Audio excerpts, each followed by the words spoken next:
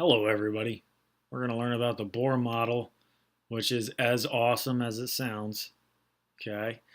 And we're going to be taking a look at a couple different things because, first of all, I wanted you to know where you could easily find information to help you with the Bohr model. This is again is ptable.com. Ptable is just spelled P table.com, letter P, not PEE. Okay, it's nothing bad.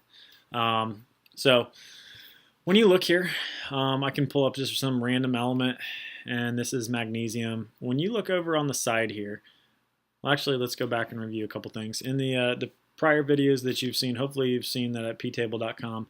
In the upper left, you have your atomic number, which is how many protons you have.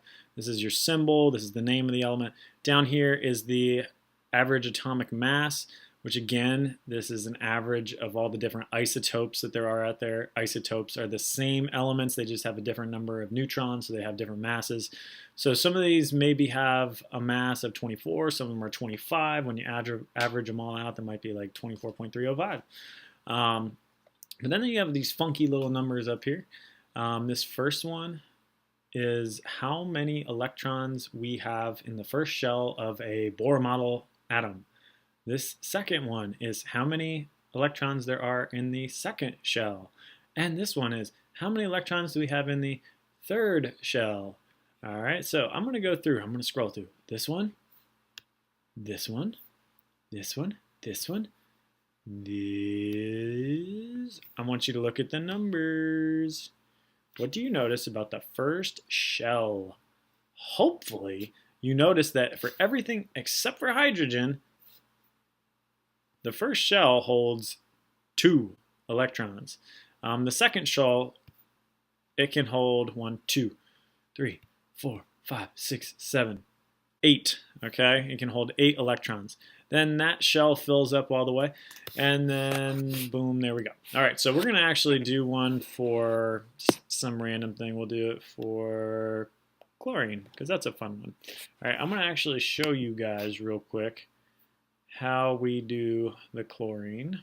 Okay, so I'm going to walk you through this. Now, as you guys get a nice little tour of my house here, you'll see that I'm obviously very patriotic. I have the American flag bandana because I'm sweet like that. And also I have dinosaurs holding everything up because if you don't want it to fall, just get a dinosaur. All right, so the first thing that we do with a Bohr model atom is there's different ways that I've seen them done, but the first thing is how many protons do you have in the middle? We're going to do chlorine again. Look at the atomic number for chlorine. It's a 17, so 17 plus. You look at chlorine's mass, and it's a 35.45, so we're just going to round down and say it has 35. If you wanted to figure out how many neutrons there are in that nucleus, okay, because there's 17 protons, if the mass is 35, you subtract those 17, and that gives you 18 neutrons. That's the symbol for neutron, okay? So we have that.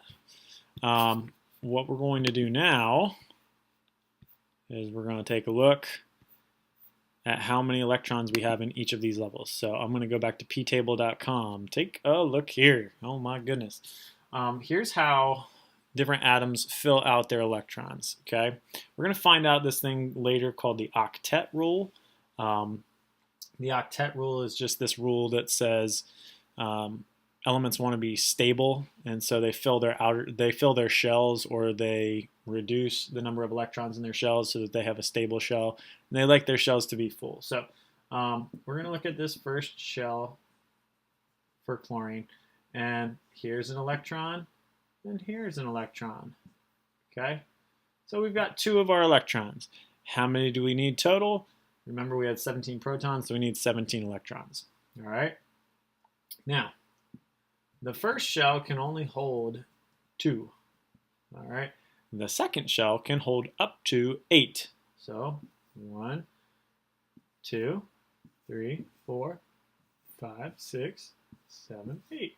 A lot of people like to draw them spaced out like that because you can count them very easily. 2, 4, 6, 8 at your north, south, east, west cardinal directions. Some people spread them out. This is just how I do it. Okay. So I have 2 in the first shell. I have 8 in the second shell. So 2 plus 8 is, I hope you said 10. My final shell, so I need a third shell because I have 7 more electrons that I need.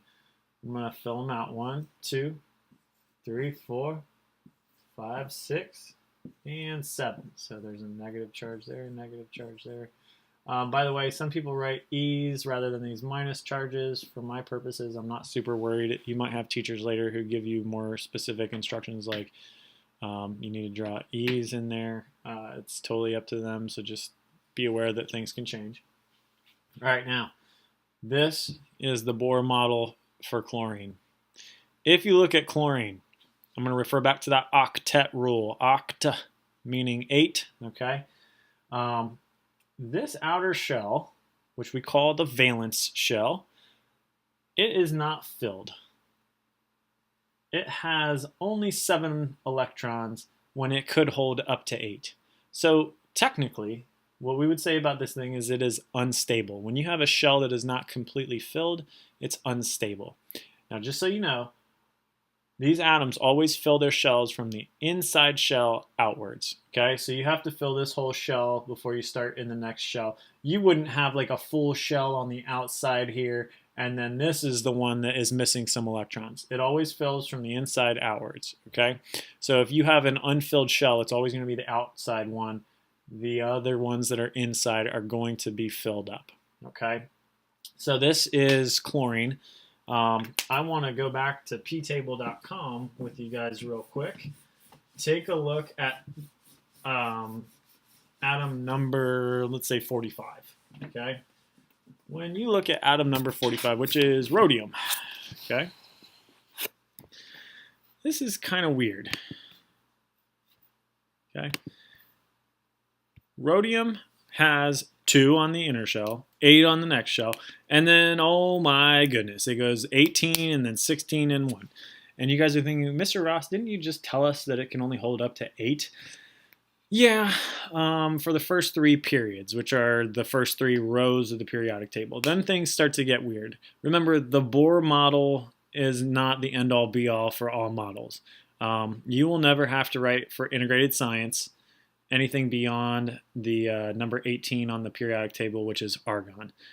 We might, if we have time, get into some of the specifics of those bigger ones. When you take chemistry later on down the road, maybe in high school and in college, you'll have other ones too.